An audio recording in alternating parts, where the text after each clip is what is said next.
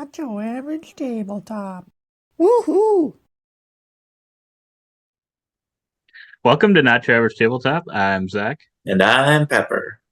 and today we're back with another episode of Take My Money, where we look at some Kickstarter, GameFound, and backer kit projects for the week related to board games, and let you know what our kind of initial thoughts are of the games, and whether we're backing any or not, or if we're thinking about it, which ones are our favorite. But yeah, there's quite a few this week, so I'm sure we'll try to be a little snappier about them. Try is the key word. You can probably see how long the video is, so you probably have an idea if we failed or not. But yeah, let us know in the comments below if there's any that you're currently excited about or any that you're um, waiting to come out for future. I think we went about 2 weeks out, Yes. hoping to do another one in 2 weeks. So we tried to go out that far. That's why there's so many. I think just a lot of them have dropped recently. But I think there's still some good ones that kind of fell outside the time limit. So yeah, let us know in the comments below what you think. But we're going to start off here with one that I've actually played, not the little expansion thing that they added, but I have played Fractured Sky. It's Fractured Sky Rift, which gives you an opportunity to buy kind of the Yeah. original, at least the deluxe version, and that was the one my brother-in-law has. I don't think he has the deluxe. I think there's like two levels of deluxeification. Yeah. He's kind of got the normal level of deluxe, not the. I think there's like a painted one or something. Oh, Um, but yeah, still very solid quality. But yeah. yeah, this one's got $304,000, almost 4,000 backers, a little under a week to go. Um, and yeah, when I had a chance to play kind of just the original base, I enjoyed it quite a bit, and I felt like even though it's a big production, sometimes I feel like that like either tries to hide the gameplay, maybe not being as good, or Yeah. sometimes interferes with gameplay. It's like, yeah, this is nice, but it kind of gets in the way or whatever. I thought this did a really good job of it. There are some cards that were upgraded that were like I still don't know what the name of it is, but like they're like if you rub them together, they make like a bzz, bzz, like sound, Oh, like just kind of like like a a hard plasticky plastic. feel. Uh, Yeah, yeah. which looks cool, and it's like one of those where if you turn it, it's got like Oh, it like kind of it's looks different. different image, kind of like a different angle type thing. So it's cool. It's a cool That's, idea, but those cards had to be shuffled very often, and those types of things don't shuffle. yeah. But I I think it didn't. also came with a normal deck too, so it wasn't like oh Oh, you yeah. couldn't do it. But it's That cool kind of idea. texture But just is. I don't know. It just kind of rubs me the wrong way sometimes. Like I kind of scratch my nail against it. So now thinking of shuffling those is just giving me the heebie-jeebies. but yeah, we've actually got a video of an unboxing of that one and mine and Michaela's first impressions of this, uh, the base game. So you can check those out. But yeah, it looks like there's kind of a mini expansion here, and this is actually one of my mini complaints that many complaints, not many, uh, complaints about the thing, and I don't think that that's necessarily what this is supposed to do, but one of the player trays is like the same color as the initial. Those are kind of the scoring tokens there, Oh, yeah. um, and I was just like, it's not that big of a deal, but there was that where that brown is currently. There's one that is very close to the same blue, and I was like, I'm surprised they wouldn't have used a different color because they had other options to go with, and it looks like in this one, I think it's just an additional way of scoring. Like there's like some combination of colors that you're trying to Yeah. get to score some additional or somehow. But yeah, I would recommend it based on my first play of it if you like the kind of bidding style games, auction style games. If you like raw, that's kind of what it made me think of a little bit, or parts of it also made me think of Lockup, if you've ever played that, where there's a little bit of hidden information, whereas this one, it's almost fully hidden outside of there's two bidding tokens you can use that have a specific color, so you know it's one of two numbers. Yeah. But yeah, Yeah. the production on this one's pretty spectacular. I think it's in the running with another bidding game that we got this year, uh, and that is Skyrise. Kind of maybe they're both kind of these unique bidding style games, and both their production qualities are top notch. So I'm like, oh gosh, in my head, I kind of am comparing them. It's kind of like the Dune and or Dune Imperium and Lost Ruins Varnak competition. Right there. That combo right there. They actually show a picture of it. Oh boy. In real life, it looks a little closer than that. That kind of makes them look a little whiter, but you can tell it's just kind of, I feel like in the wrong lighting, it could be a little harder to tell. Then you just ask them how many they have, so it's not like game breaking or anything. Oh boy, you can have metal ones. I was wondering, I'm like, ooh, metal options. That could be cool. I mean, that could be cool. It needs a little more deluxification. Come on, what are we even releasing? Yeah, there. Go back up. Hollow. I think they just show those. They're right there. Down, down, down. Oh, hollow foil objective cards. That's what they were. Okay, that's pretty cool.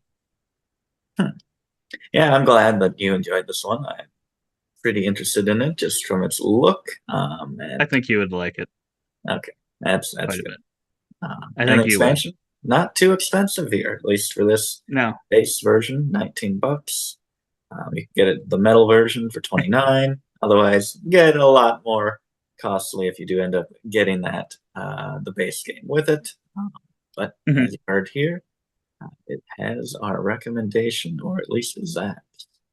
Yeah, if you do like that kind of bidding style game, if they're not your style, I don't know that this is going to do anything to make you think differently.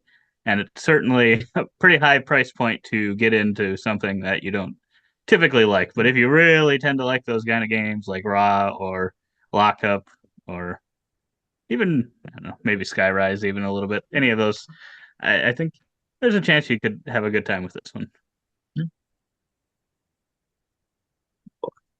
Probably already went way over the minutes that I said. Probably. But now we're on to a highly strategic Euro game, a type of game that you definitely couldn't talk about and aren't interested in whatsoever, especially with a bunch of screen-printed meeples and artwork from the Miko. It doesn't get any better. It's like it was made for me, almost.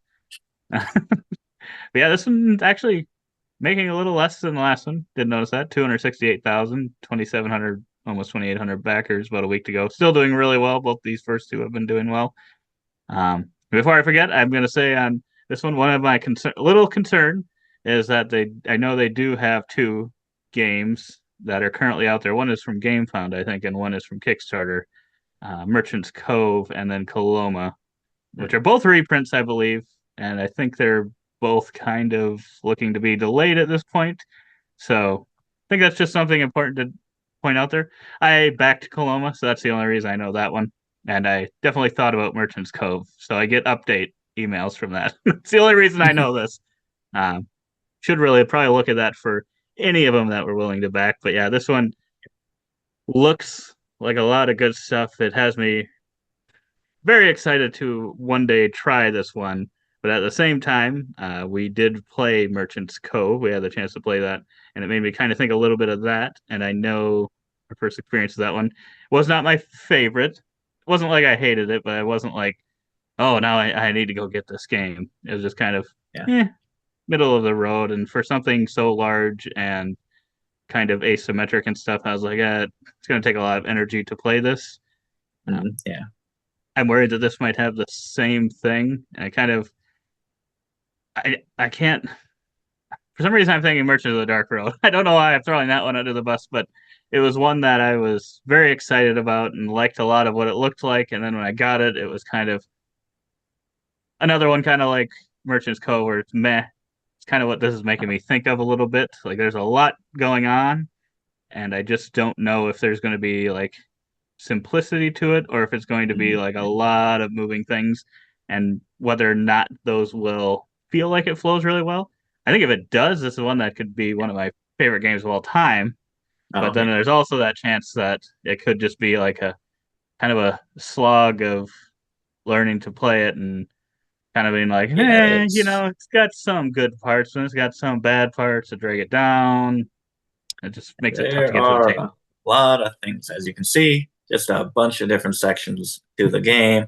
You're doing this, rotating this, doing some stuff, whatever you're pointing to. You're moving up tracks, and like twofold. I think maybe have a limit on the track, and you also have whatever this is, bar. You got these meeples placed in here on your player board. Who knows what that's doing? envoys, I guess. And you're placing some tiles around these spots. And putting markers onto the tiles. Oh my goodness. And we've got guilds. You're traveling the little thing around the board here. You're placing tiles over there. Polyomino. Covering things up, putting houses out. You're moving around these, taking adventures, navigators. My goodness. Scribes, this sixth realm is something else. Yeah, there's a lot to it where if it all works together perfectly, then this may be a masterpiece. But hopefully not a mess of a game. Probably a little more likely for me personally, with all this going on, to be just an all right game. I think one of the designers did Crusaders. I Will Be Done, which is a game we both like quite a bit. I do like that one a lot. And that one's got a good simplicity to it.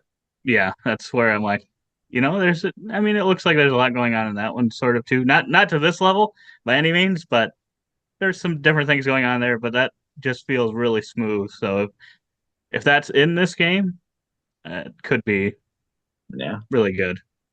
Yeah, so the standard edition is going to be about $90, and then if you get the deluxe edition, which you can see, we add on there these extra special pieces here, and that's going to be $110 for the Sixth Realm bundle, and with an expansion would be up to $129. So it's going to be pretty expensive. Shipping as well, be another $20 probably. About yeah. The other one that I'm going to throw under the bus and I think of is Endless Winter, which also had a lot going on. Yeah, and there's another one kind of middle of the road, so it's like just tough because it's like that gets to be a lot of money, especially once you add shipping on there. You're paying over $100 even for the kind of base. Yeah, really, if you're going to go and back it on Kickstarter, you're like, I want to get the good stuff, then you're almost $150. And it's just like, oh man, could be amazing. Could be. We'll find out. That was September 2025, I think it said, for the delivery. So that's probably the farthest out that I've actually seen at this point. Yes, and if it is like the other ones, it could be into 2026. So it could be a ways out, but I think they still have like late pledges open on their other two at this point that are both supposed to be like either delivered already or delivering. So I'm guessing you'll have a chance to late back that one if you don't want to back it right away. I'm guessing that's not a for sure. But Core of Discovery, Lewis and Clark and Monsters, the ultimate cooperative deduction and survival game.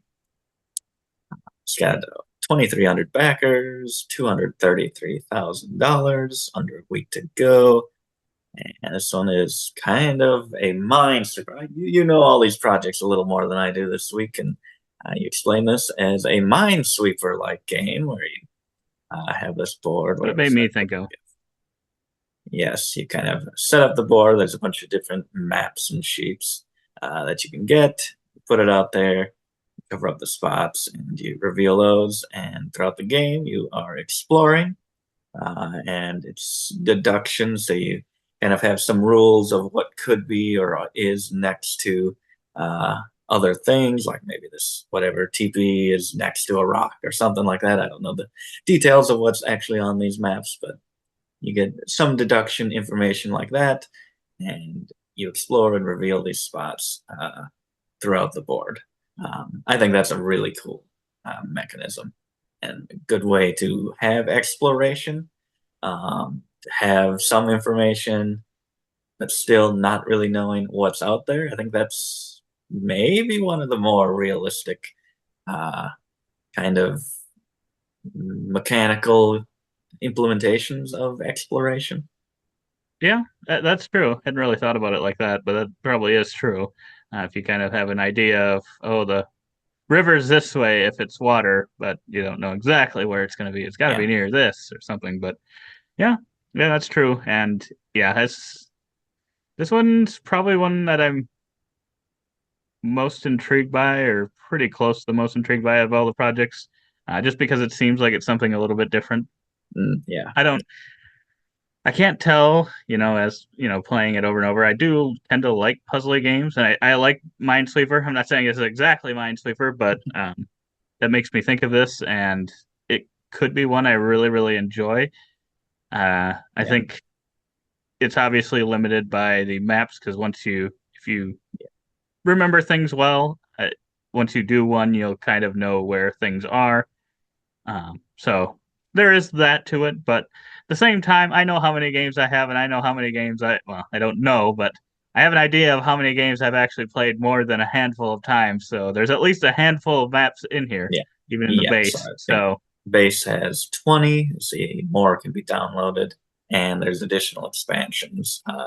As you can see up here. So I think, the base game has 20. I don't know which ones are where, but you can add on additional ones, which looks like 10, 20, 30, 40, 50, bonus 10 for Kickstarter, 8 to 60, 68, it looks like maps here, possible total, currently, at least according to this screen here, which I don't know how many games we've played over 68 times. I would say it's not many.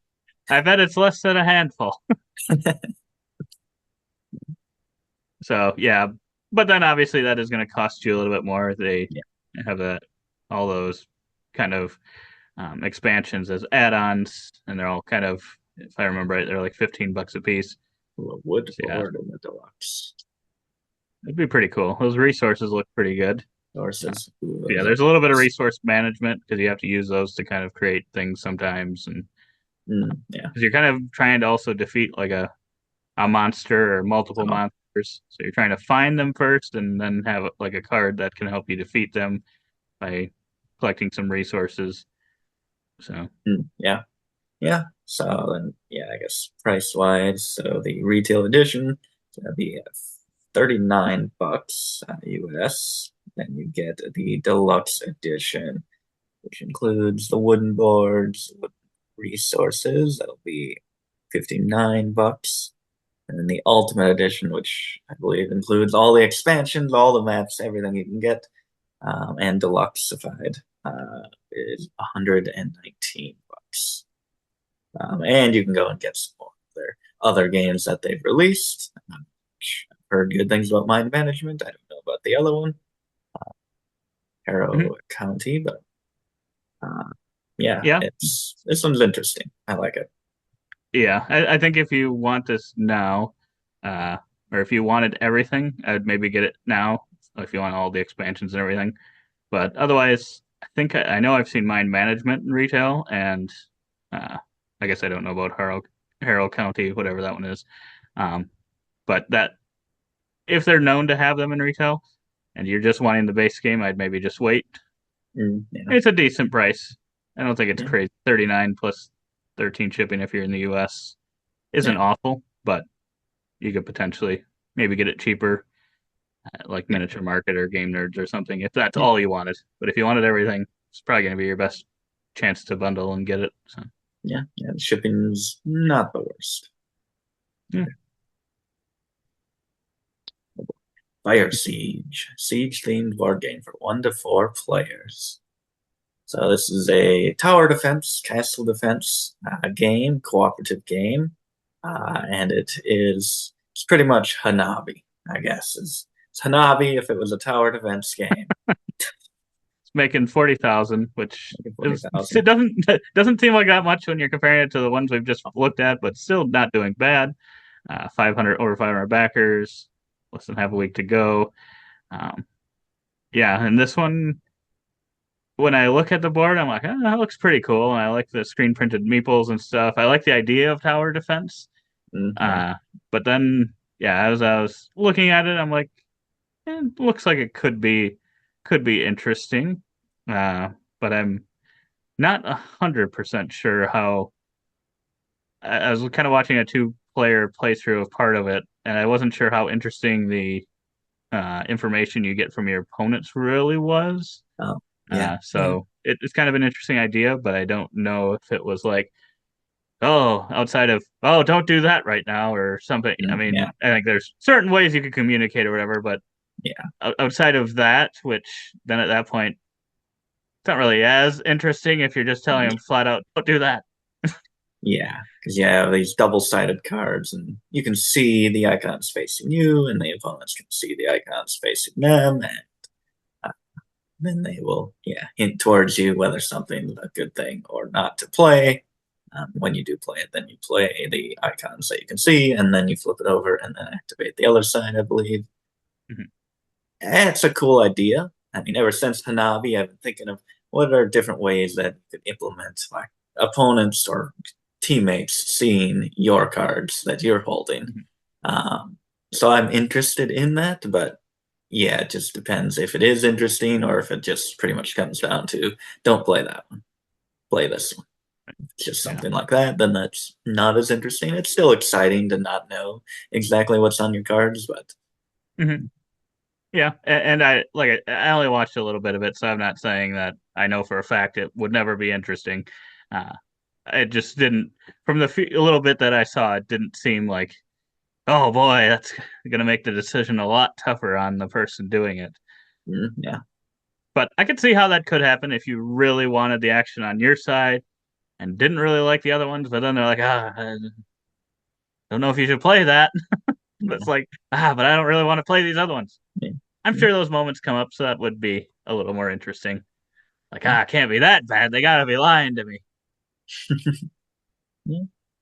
But then, then it's $53 for the 53 base, bucks, $70 for the expansion, and then $98 with the expansion. Upgraded neoprene mat and Meeple upgrade for the game and the expansion. Oops.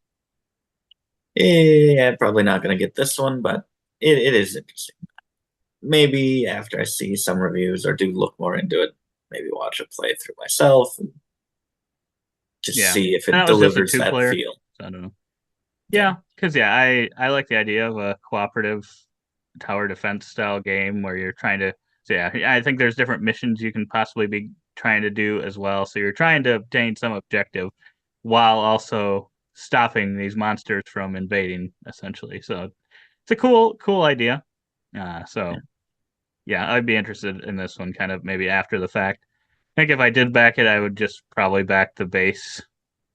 Just because I know I've gotten so many where I've gotten the expansion, and those expansion boxes just kind of sit waiting to be played on that 68th play or however many maps there were on.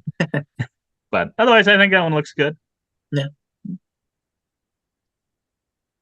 One hit hero is not going to last long in the siege if you only have one hit point left.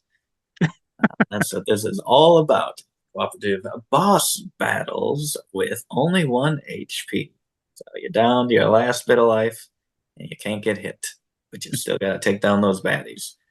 It's a cool concept. I don't know. I'm like, how does that work? Is it as easy to lose as it sounds like it would be? That's what I'm interested in. Yeah, that's kind of what I was wondering too, because it's doing well, 166,000, almost 2,700 backers, a week to go. I like the idea of only being able to be hit once or whatever, but at the same time, it's like, okay, what is the game doing to? I can't imagine they make it extremely easy to get hit. Otherwise, that would take a lot of the fun out of it. But I wonder if you're having to manage things really well to really avoid those hits. It looks like you get to see what the opponent or what the villain is going to be doing ahead of time to plan, which I think you gotta be able to have some information. Yeah, for that to work. But I do wonder how it feels. If it feels like you do only have 1 HP, or if it feels like, okay, that 1 HP is kind of broken down into 10 HPs when you think about it. If it's kind of that kind of deal. Yeah. Kind of that hidden, maybe some sort of hidden damage type thing. Yeah. But I like the idea. It does make for an interesting kind of potential scary thing. I think the artwork looks pretty good on this one, and I like the player boards filling in the kind of the plastic on them overlay and dropping the bits into there. That looked pretty cool. But yeah, then this was kind of threw me off a little, the price on it. Yeah, so base version would be at $49. Then you go up to the heroic pledge for $60, which looks like new game mode introduces here. And then you would get other games in here as well for $150. Get some 5-minute dungeon, 5-minute mystery, different things from the company. It seems like a bit much, just the $50, which I mean that's not that high of a price for a game. But yeah, that's true. Nowadays, I mean, it isn't, but I don't know. It just seemed like to me, it kind of seemed just like a card game. And just once card games start getting into that range, it's like, okay, is it doing something that warrants that price? Could be. Could be that fun and that quality of a game, but it's always hard for me for an unproven game. Then yeah, you add shipping on there, and all of a sudden it's 65. Yeah, it just gets to be a little tough. Yeah. Especially when there are so many good games out there that have a lot of reviews proven that you can probably get for less. Unfortunately, not that I follow all that, but yeah, it's true. But this does say season 1 on the bottom here, so look forward to more. Especially if it does as well as it's doing, I think, Yeah. And a game that really never made more content is Munchkin. Okay, maybe there's a little bit of content out here, but 700 seasons of Munchkin have been released. But you can get everything. No, I actually barely even looked at this project. It's a big box of Munchkin. Dive into 25 years of chaos and monster slaying all in one gigantic box, the Munchkin Big Box. Kill the monsters, betray your buddies, and hoard the treasures like never before.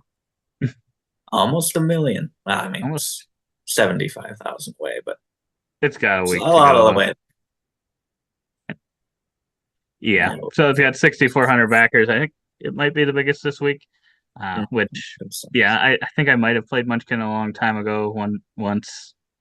I think it's a kind of a known as a take that-y game and stuff, so I've never really been that interested to get back into it or look into it more. But I definitely, you can see there, it definitely has its fans. There are people that probably either have some Munchkin or a ton of it already.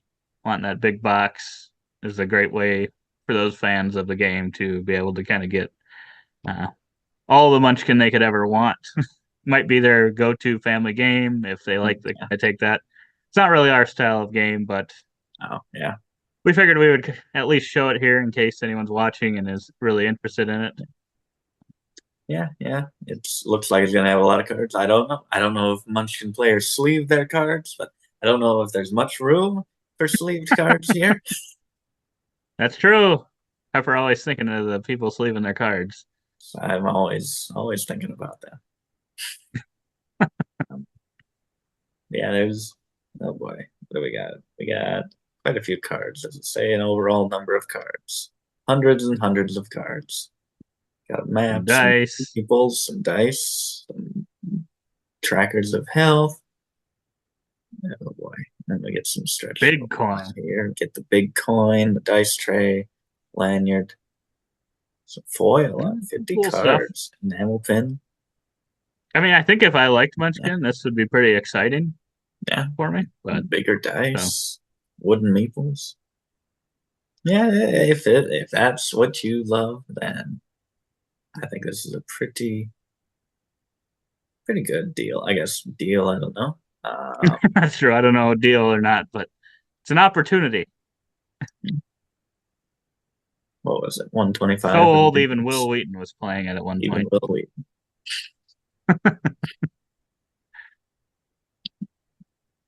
A little smaller game here. A game that can fit into a little stuffed hedgehog. I wonder how many of these games could fit in that mega box we just looked at. Several. A cozy trick-taking game. Park Life. Green Bay, Wisconsin. That's all I'm saying here. Green Bay Packers. I'm backing this. I am backing it. This is what Kickstarter is made for. Here. It is. Pepper's giving it out this week.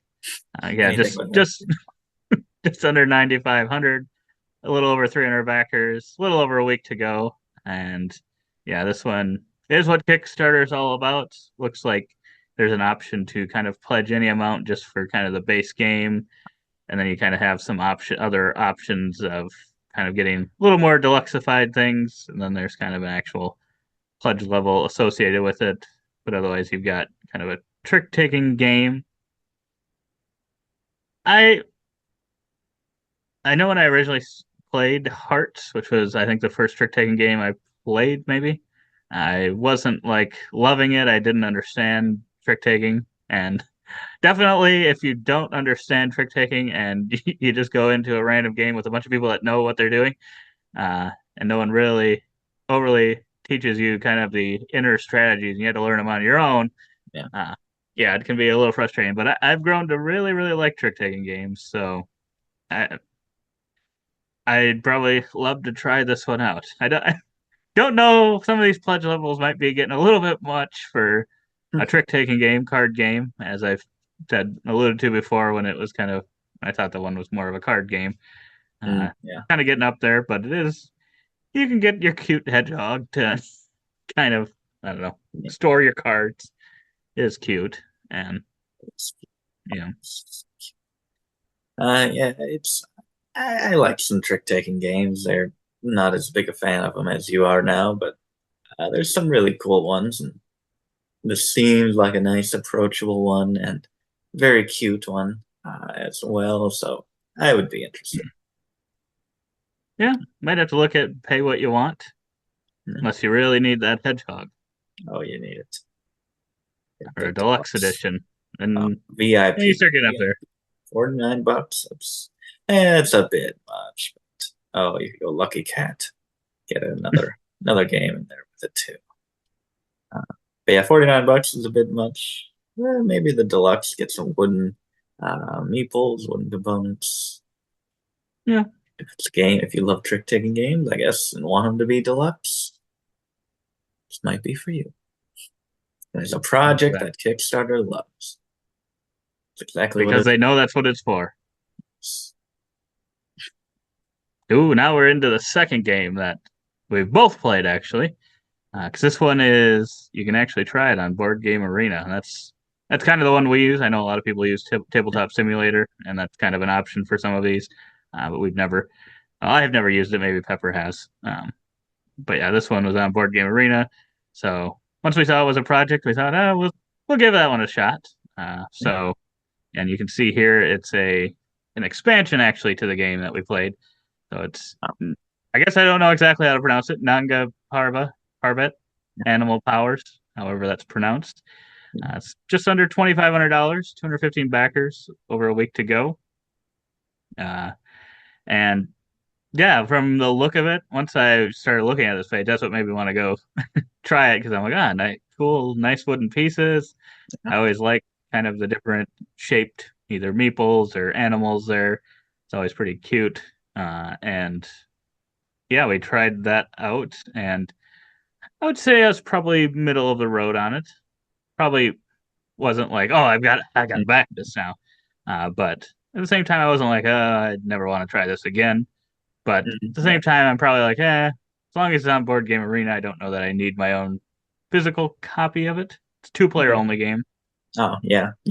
I think I probably agree. If it's on Board Game Arena, I probably do not need a physical copy, but I did enjoy it. I like the game, and it's kind of trying to keep your opponent from scoring while also trying to set yourself up, which you start off with kind of this pyramid of pyramid areas.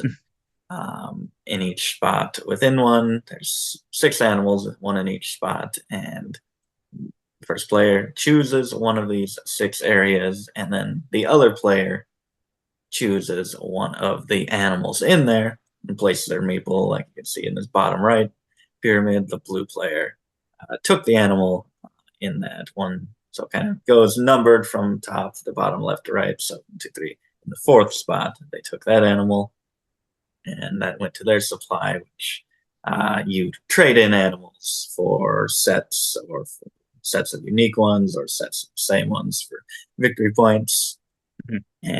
But the one you choose, where it is on that little area pyramid, whatever spot it is, that's the next area that the bidding or the choosing goes to for the next player. So then the Meeple would go over to this fourth spot, where then the other person would choose an animal there. That would move it somewhere else for you to pick. And that's pretty cool, kind of trying to not set up your opponents where you want them to go, because you also place your Meeples and try to join them in big groups as well for victory points. So there's a few different things to manage. The animals you want, where you do and don't want to send your opponent, maybe send them somewhere where they're forced to then send you somewhere. The animals all have powers in the base game, I think.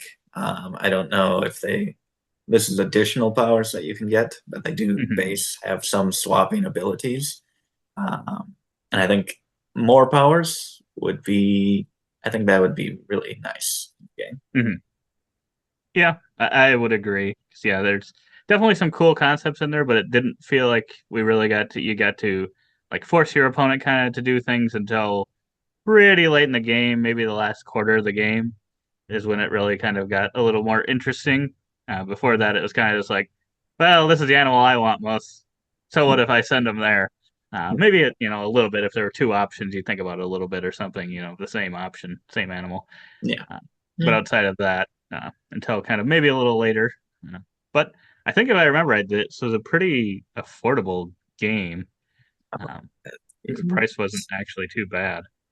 So the price Animal Powers pack would be at $4, or else you get a promo pack for 10 or 15 for the game plus. Oh, that is really good. Yeah, and it's free shipping.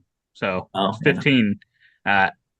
At that point, that's why I was like really hoping to like it a lot, because I was like, it's actually about as cheap as you're going to get on Kickstarter. I think. Yeah.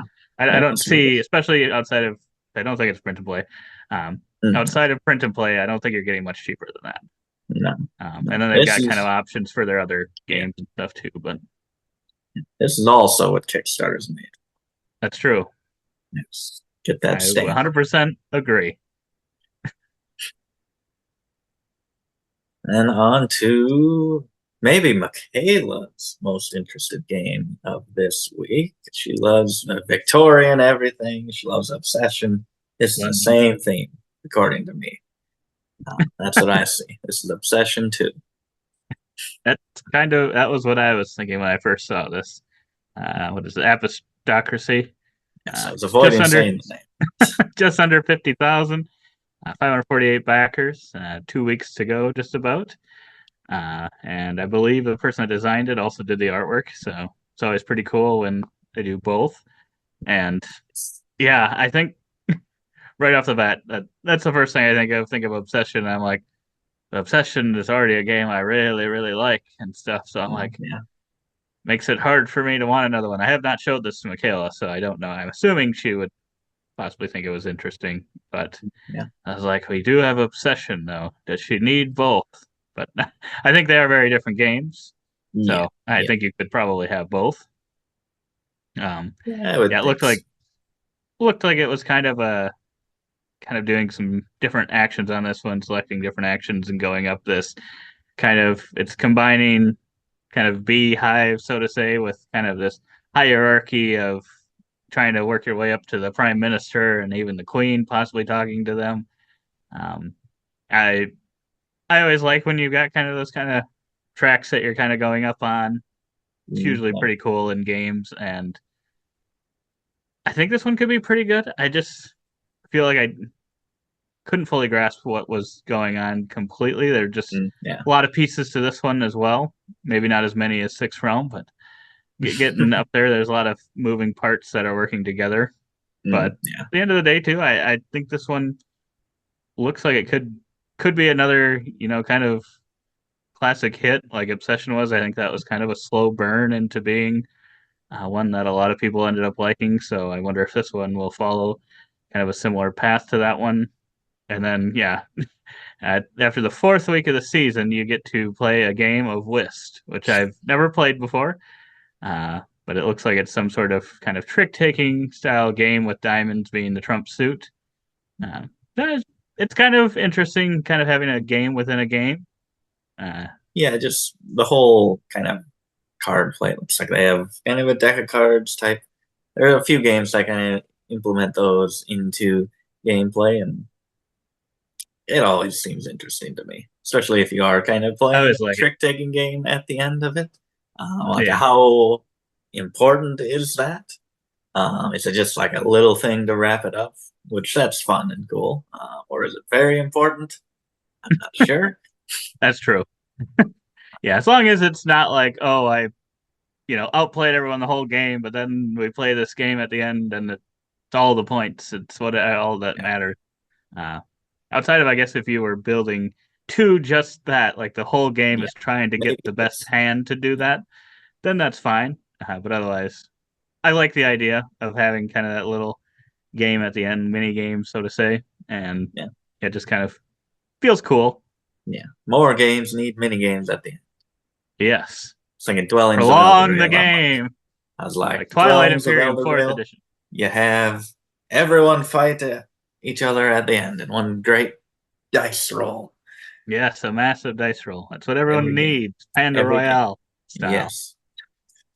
But yeah, the pledge levels, you can be a wallflower for $5, or you can get the base game for $59, which is pretty good price, and go up to a gameplay pledge, get an artist print and the Masquerade expansion for $85, along with the base game.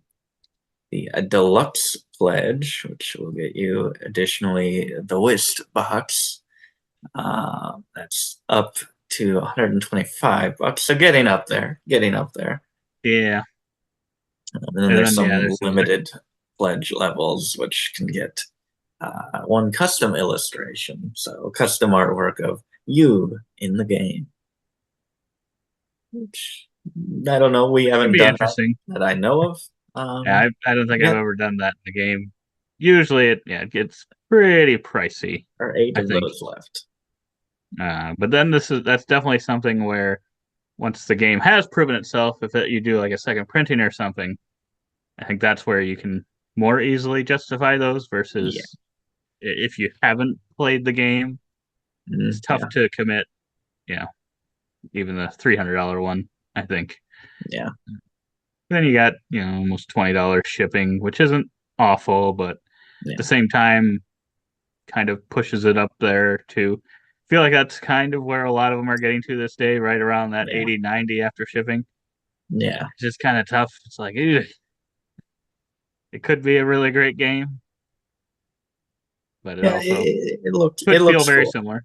It looks cool. I like the artwork, and if a design of game is as good as their artwork, and it's going to be a classic. True. It could be a great game. Be the next great designer everyone's talking about. Oh boy. Table Golf Association, the TGA Meeple Beach edition. So this is table golf, and I think I've seen this around and might have seen a project head. I don't know if we covered a project of it. Yeah, I don't know if we covered a project, but I know I've definitely seen this as a Kickstarter before. So yeah, I think it was decently well received.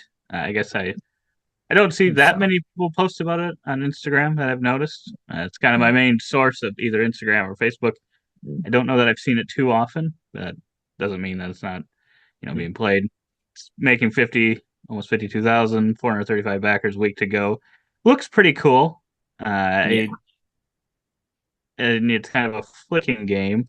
So that's those little things. I guess I don't know what they're called, but the little metal balls within the little belt of plastic. Just blanking on words here, but I can't think of the name of what it would be called, but yeah, it kind of rolls across the boards that you're setting up.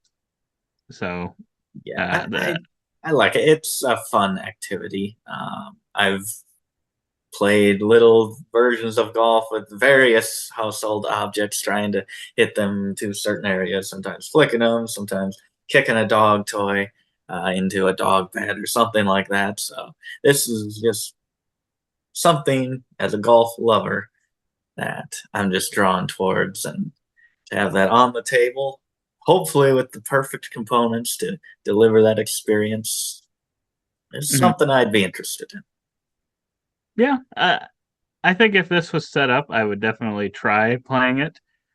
I'm debating whether or not I would get it for myself and play it, because it kind of is in the same realm to me as like Crokinole, and I think I feel like I'd rather have Crokinole, but I guess this one would technically take up less room than a Crokinole board. Yeah. And for you sure. can kind of customize this, so it'll be different every time. I'm assuming you can kind of set up your courses as you want. Otherwise, I'm sure they have examples. And you got different terrain types, which is cool. I wonder how hard that is to really recreate the board. It shouldn't be too hard to recreate it based on the illustrations, but it could be. Maybe. Yeah, it depends how many tiles there are. Yeah. Then it looks like there are professional pro player cards to give you special abilities. I can adjust the rules, which I think based on the various terrain types, it changes the flicking rules or how far you can go, things like that. I think I watched a playthrough once a long time ago. There is a system. It's not just flick to the hole. Right, because then there's also your weather spinner, where you are determining which way the wind's blowing. The gale force winds. And then our favorite type of winds back in the day playing PGA Tour. Just get the shortest course, the highest wind, and hope it's with you and you can drive all the greens. Get the stadium course expansion, so this will add the grandstand, which I do like the look of that. It does look pretty cool on the green. Possibly accidentally hit it into them, which I definitely would do. Accidentally. Give them a show. Yeah, it looks cool. This one, I don't know if anyone that we know would really have this, but it's one that I'd really want to try. Probably try first before getting, but just to see if it does work and how it feels. But I do really want to try. Yeah, I would be. I'd be interested. I know. I wonder if anyone's played this and played Crokinole. Let me know if you think that this is better than Crokinole. If there's a little bit more to this one. I liked Crokinole. I know Michaela liked it quite a bit, even more than I did. Probably because she was much better at it than I was, and I kept hitting the same post thing over and over. I kept doing the same thing.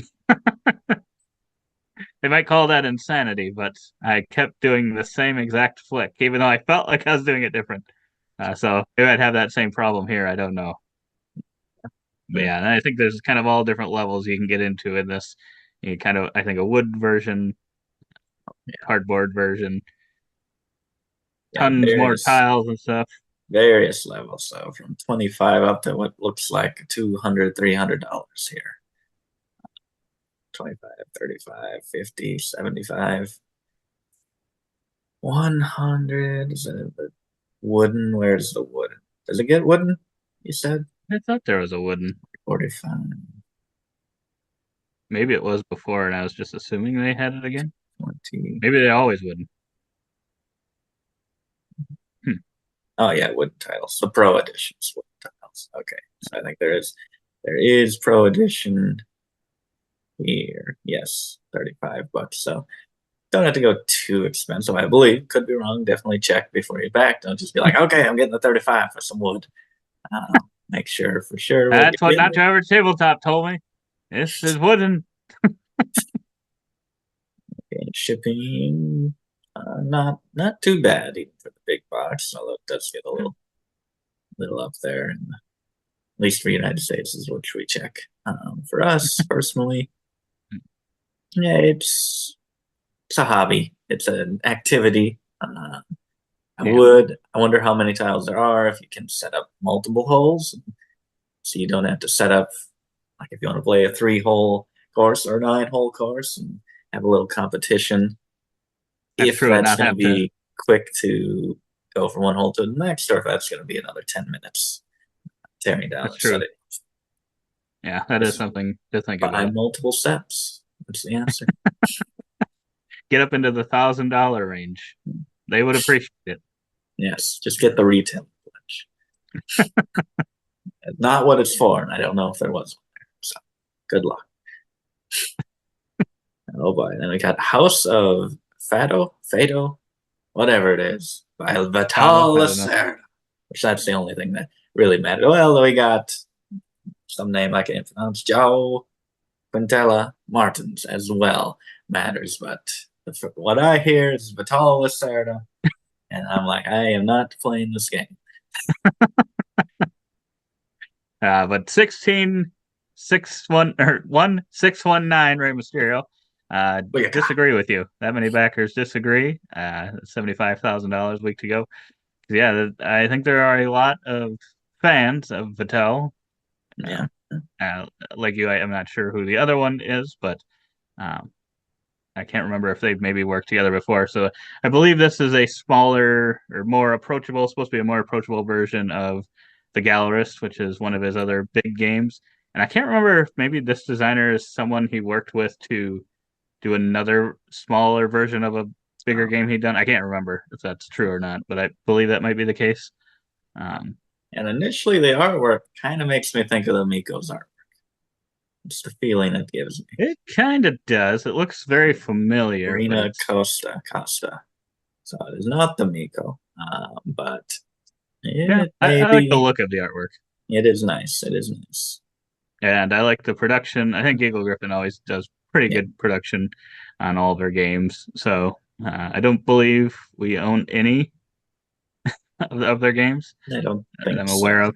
A lot of them are Vital Lacerda, and we have not tried any of his games. Looks like they designed Bot Factory together. Okay, yeah. I was going to say, I thought he maybe did one of the smaller. I don't even remember what Bot Factory. I think that was a smaller version of a different game. I don't remember which one it is, but it's supposed to be. I think they're supposed to kind of maybe allow people like us to attempt or enjoy some of maybe what the bigger version had, or kind of get an entrance into it.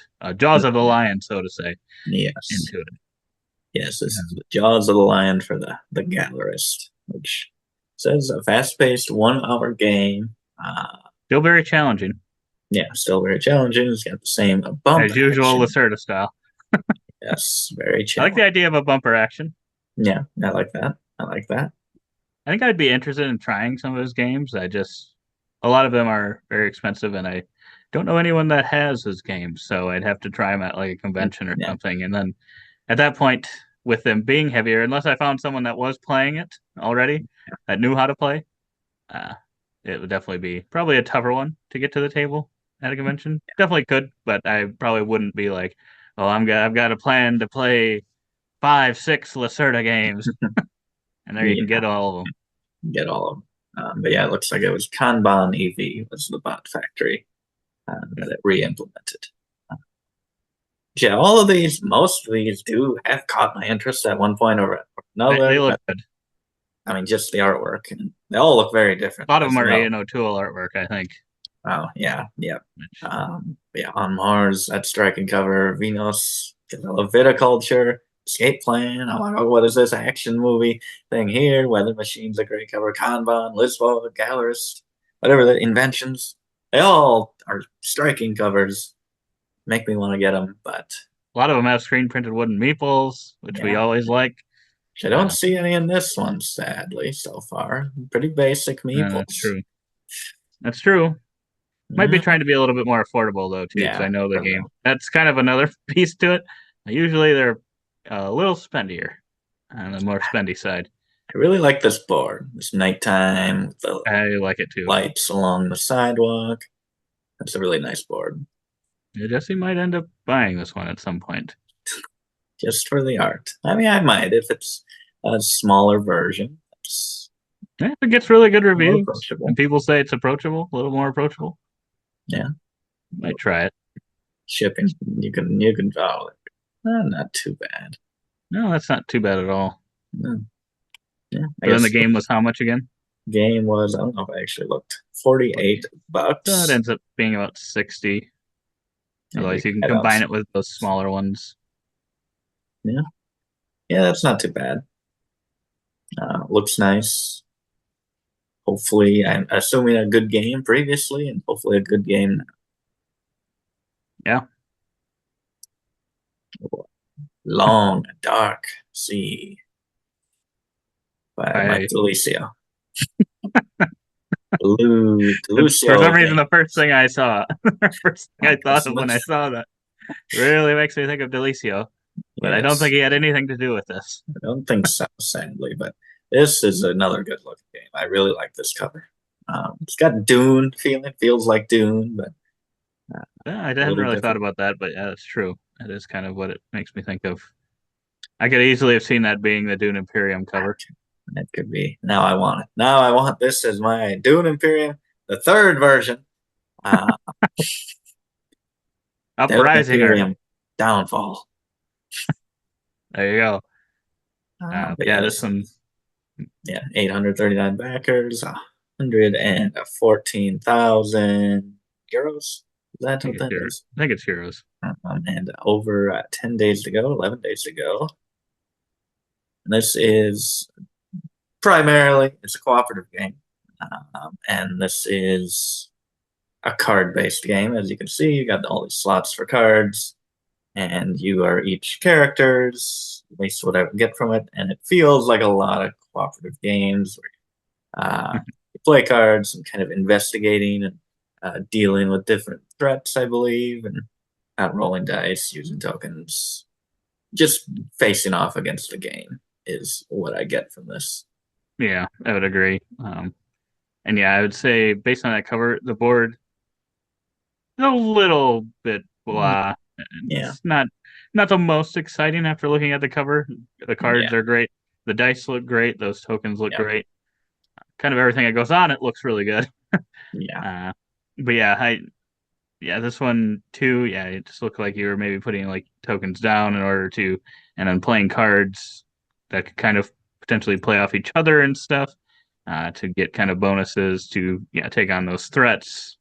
Kind of playing against the game. I don't know that I saw anything specific that made me like, oh yes, this one definitely feels like it, does something really fresh or new. Yeah. So I don't know that I would be backing it, but I don't think so. But it looks really nice. It's a very tempting cover. So you could get the limited edition for 120 euros, or the standard edition for 70 euros, which that seems like a bit much, even for the standard edition. For primarily card game, there are dice and some tokens in there as well. Yeah. And you get marble dice are looking to upgrade here. Hopefully they get there. These marble dice are awesome. They are pretty awesome. Although I thought those dice already looked pretty good, so I mean that would just make them even better. Yeah. But you can check out the rule book if it kind of looks like an interesting one for you. This is another one, like probably a lot of these games. It's another one where it's like, if someone had it out and was like, "Oh, I want to try this game," like I'd probably try it out. But yeah, I don't know that I would back it unless I, tried it or really heard a lot of raving reviews. Doesn't look like they really, from like what they had for playthroughs reviews, doesn't look like there was like really anyone that I'd watched or heard of before. So I don't know if they're kind of focusing on more of the non-American market or what exactly. Maybe. So then the limited edition, look at it, includes a few different expansions with a bunch of cards in there, and as well as a lower book and a reversible playmat, which it could be worth it in this game. I don't know. I did see you kind of flip the board over. That was game. That was kind of strange. I wasn't really sure what. I was like, I hope you're not like constantly flipping it back. Or I hope it's just a one-time flip, and you're not having to. Oh, and now you flip back to the other side. Yeah. But. And then finally, So not the biggest, not as big as Munchkin, but still pretty big. Probably a bigger box. Yeah, probably bigger box for sure. Euthia, Cruel Frost, over 3,400 backers, almost 3,500 backers, $665,000, and almost a week to go still. And here's another one of that. Also, what Kickstarter has become. This is what Kickstarter has become. You gotta have that every week as well. Giant games with all the miniatures, and oh my goodness, it's gonna take up a whole calyx, probably 3 cubes just by itself. Yes. And yeah, there you go. Look at that. There's one of the boxes. It's a lot of, I mean, a lot of good looking stuff. And I think from reviews and stuff, it's been pretty well reviewed. It's just like a lot of these. It's just a lot of, I don't know if I want to call it bloat because it might all be required, but it just feels like a lot. It's going to be overwhelming. Can't get it to the table. But yeah, it just all looks good. And I have been, I think when they did just I think the initial one of that game right there, I think that was the core box or whatever. I was a little interested. I was debating backing, but I was like, it's a lot. It's pretty overwhelming looking. I don't know that I'll get it to the table actually. But yeah, you can get all of that stuff. You'll be set for life. I think you'll be able to play that for a long time. Probably have a lot of fun with it. I'm sure it's, I mean, I don't know if it's just because people have so much invested in it that they're like, yes, it is a great game. Or if it really is. Hopefully it really is. Yeah, hopefully. But yeah, 10 plus heroes. If you're getting all that, you get at least 10 heroes here. Which I guess I don't know. It's 10 plus. It could be 5,000, but it seems like it'd be a few more than just 10 heroes here. My goodness. 100 plus large. Throw in 20. 20 plus infinitely replayable scenarios. So you can play it again. It'll be the same, but you can play it again. I'm sure they vary. 2 scenario sets, co-op and solo, 160 plus modular map tiles, 795 plus cards, 1,155 plus tiles, 1,100 tiles. Oh my goodness, Carcassonne, we have all the expansions and all in one box, and that's not even close to that. I don't even know if that hits 100. Okay, it probably hits 100, but my goodness, it ain't nowhere near 100. 1,100 tiles, 1,600 tokens. I don't think I looked at this before, but I mean, I knew it felt like a lot, but reading that makes it even more scary. I mean, if you are looking at this and you're thinking, oh yes, I think you go and back this. You get that in because I'm certainly hesitant, especially reading that many tiles and tokens. Which, cost-wise, that doesn't seem that bad. Once you look at the number of things in the box, and compare it to some other things that are out there, and that's getting everything, the initial and then the 2 kind of expansions. I guess I don't even know. I don't think they were standalone, were they?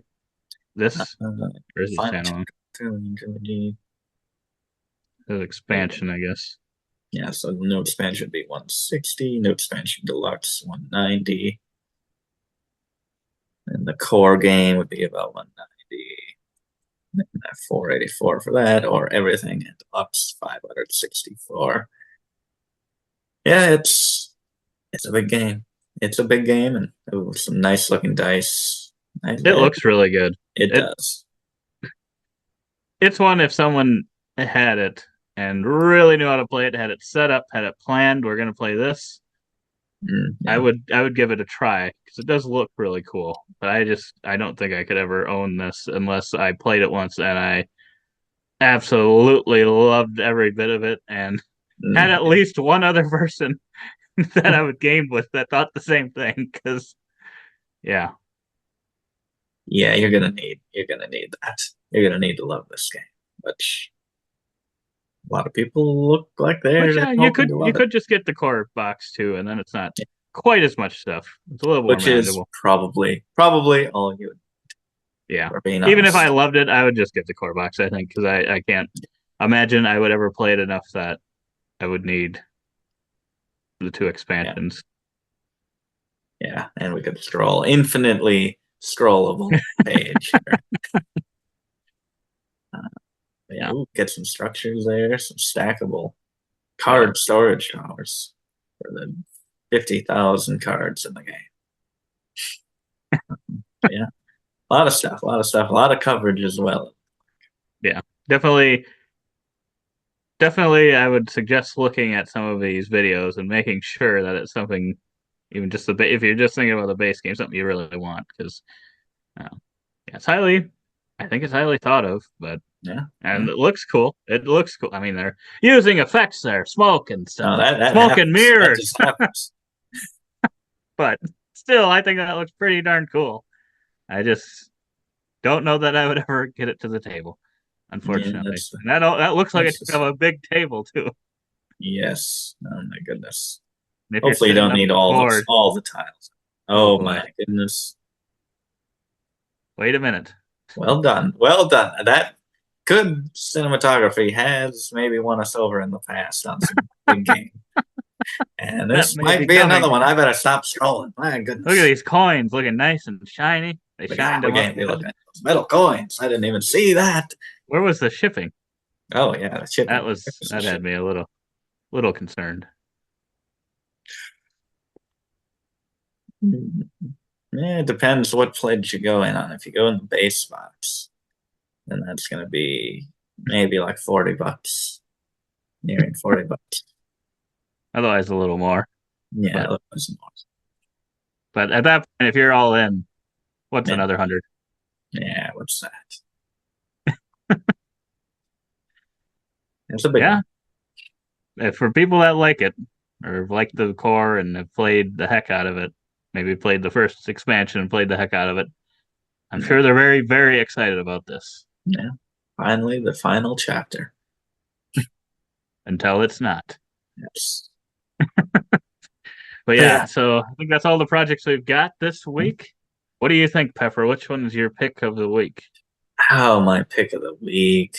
What would it be? I mean, you like Fractured Shine. I haven't played it, so that's got me excited. But that's just the expansion. I'm excited for the base game. I like the Hedgehog. Ugh. I like the table golf. I want to play the table golf. That's probably the one I might be maybe most interested in just experiencing. Is that? Although I thought we had one early on. It was good. That you were interested in. Core of Discovery. Oh yeah, that's what it was. Where was that? Oh, right there. Yeah, the picture wasn't. This is probably the one. Yeah. I was like, I know there was one that I was really interested in. It is probably this one. Yeah, that's probably it's either this one or I could be talked into the Sixth Realm. I mean, it's trying to speak to me. It's trying to speak to me, saying how it's a strategy Euro game, very highly strategic Euro game, but it's a very highly scary experience with everything going on here as well. So, might wait and see. Hopefully, get it after the fact. If it's everyone's like, "Oh my gosh, it's game of the year, game of the year." Yeah. Okay, then maybe I'll be like, yeah, maybe I should have gotten it, but glad I didn't take on that risk right away of it being the next slight disappointment. Yes. Yeah, a lot of good ones this week. There's a lot of them that I'd want to try. I think even if I wouldn't maybe necessarily buy them myself, I think some of them seem like they could be pretty exciting. Yeah. But if you've made it this far in the video, you can give us a thumbs up or thumbs down. Subscribe to the channel to see future ones of these, and let us know in the comments below if there's any projects we should be looking at that we did not, or any that we should be getting excited for. Kind of maybe based on our taste here of what we were liking, what we were disliking. But otherwise, we hope to see you on the next one. And as always, don't forget to keep on nibbling on our content.